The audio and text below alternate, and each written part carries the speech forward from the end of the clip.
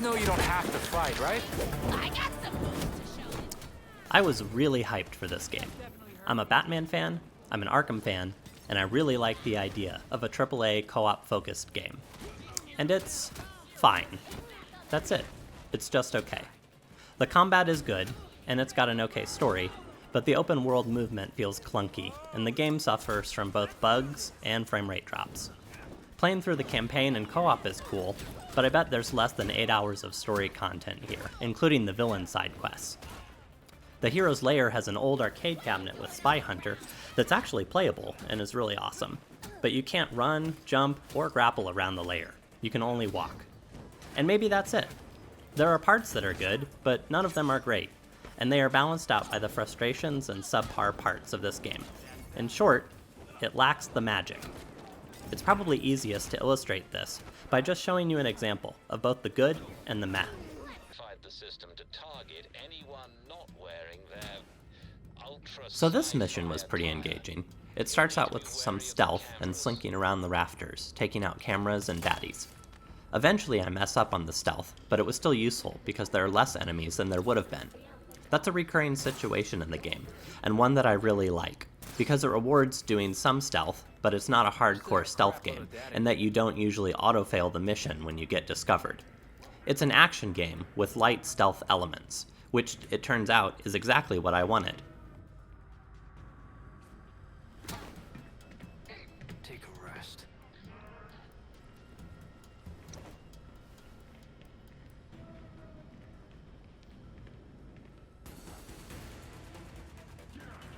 The combat part feels visceral.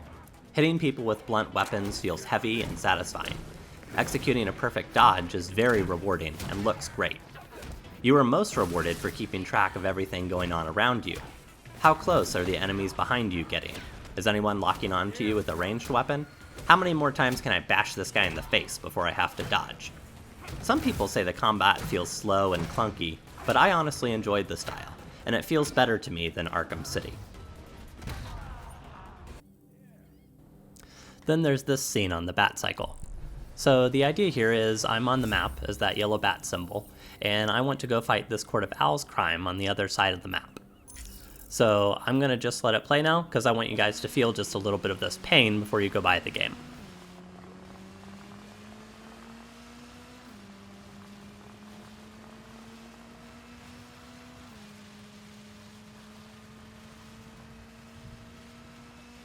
Yep, a little bit of a glitch, because that's how Gotham Knights rolls.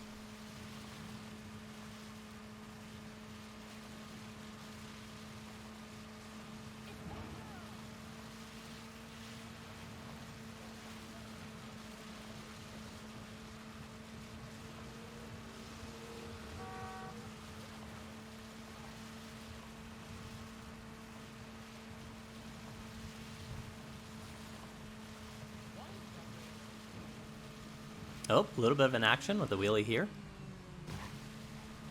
Alright, now we can finally abandon the bat cycle because we're close enough. A little bit of grappling hook to get all the way to the crime. A little bit of gliding.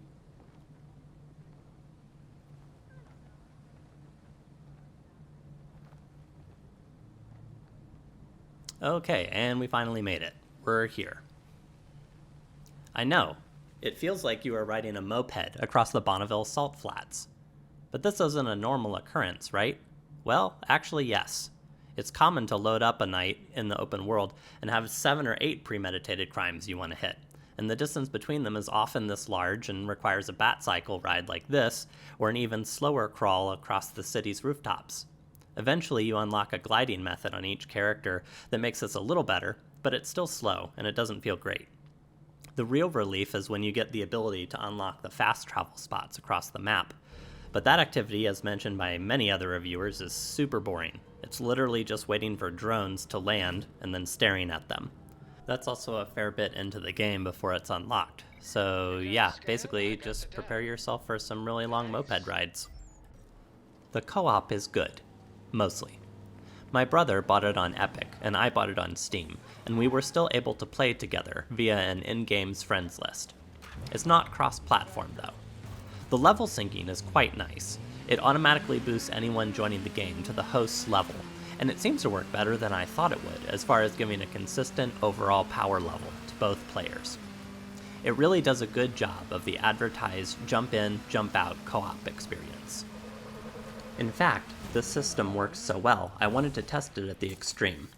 I was level 30 with a min-maxed in-game build and total power of 5200, while my brother was around level 14 with common rare gear with no mods and power level around 450. We both went in and punched a normal level enemy. His hits were doing about 480 to 490, and mine were doing just over 600. It does strangely feel, though, like maybe this game wasn't built from the ground up with co-op play in mind. Like maybe they started adding co-op features midway through development? That could definitely fit with what SkillUp was saying about suspecting it was meant as a live service game originally. Anyway, there's just some things that don't feel good about co-op.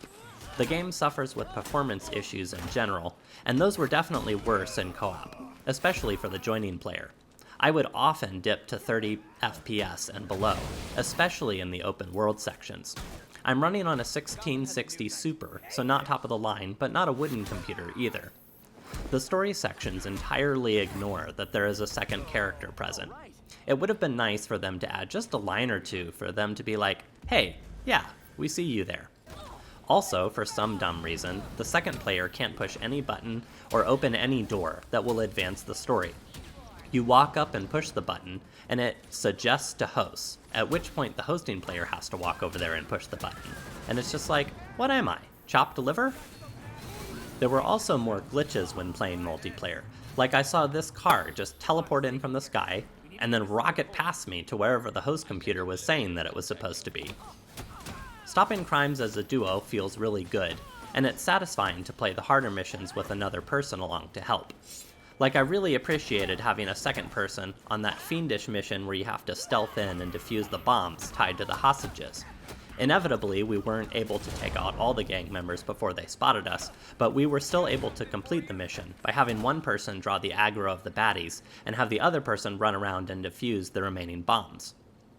The co-op experience for this one feels more chill, a place to enjoy being superheroes together and playing in the same world rather than a game that requires complex coordination. More ice skating at the same rink and less being figure skating partners. Combat is pretty decent in this game, a little better than the Arkham games actually. It's more of an action RPG though than a straight up action game. Story and storytelling is above average. It's a bold choice to kill off Batman as the opening cutscene, and trailers for the game, and the devs continue to work that angle well. The Knights are understandably traumatized and have to work through that as they accept their new mantles as Gotham's protectors and decide if they can work together as a team. There are little bits of storytelling worked into the game, too, that work quite well, like receiving emails that add just a bit more flavor, or visiting Batman's grave in the cemetery in the open world, triggering a short cutscene. I appreciate the stakes of having to stop a premeditated crime on your first playthrough, as if you fail it, it will disappear from the map. It doesn't have any lasting consequences beyond that, but it does help the player feel some gravity to the situation, like a real soup would. Movement of any kind is very clunky and doesn't feel fun, whether that's stealthing around, or using the bat cycle, or climbing, or gliding. In an open world game especially, it's a bummer. The game is quite short for a $60 title. I finished everything in 33.4 hours, and I tend to be pretty slow on playthroughs. This includes all the side quest villain arcs, and a huge amount of time in the open world and fiddling with gear. Oh, and playing Spy Hunter, of course. I'm so happy that they put this in here. Anyway, I could easily see someone playing through this game in 25 hours or less, and the actual campaign of this game is maybe 4 to 5 hours? Maybe 8 hours of story content total, if you count the villain side quests. There is a good amount of bugs. Both my brother and I had the game crash straight up and close. Open world people sometimes clip right through main characters during cutscenes.